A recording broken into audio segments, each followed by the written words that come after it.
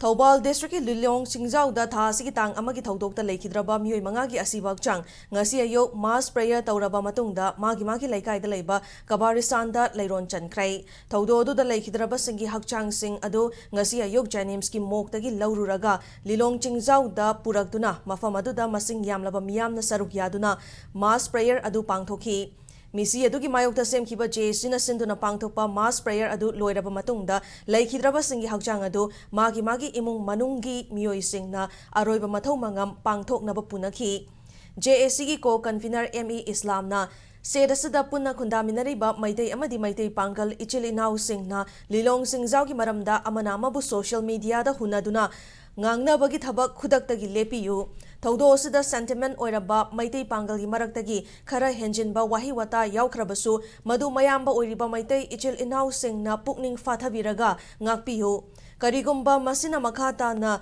chatharaklabadi masidagi henba pamdaba thodo kaya thoglakpa yai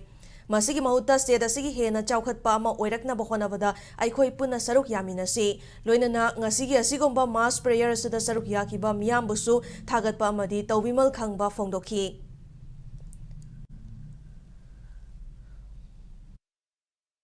Aduna ngasi social media da ngangna riba haina riba mayam ase masi ngasi dagidi akhoi toklasi atopa phagadaba leibaki acho chobo issue kya morobama lakadaba lei development ga mari leina bada akhoi social media da pau pinaraga akhoi phagadaba mafam matam yengaga haina rasi natabida akhoi social media da karan turan amana amabu hunba amana amabu chaiba a pendre haidana amana amabu heta ngangba masina maram oiraga akhang ahi sariba mayam se masi ngasi dagidi toklasi masina Aikoi community anigi marakta nungsinadabaduna maram oiraga henna sauningba poknarakanda maduna aphattaba thabak ama kolakpasu yai haibase aikoi community na henna pukning phatharaga khanthaba matamdo yore haibase aikoi khanthaminarasi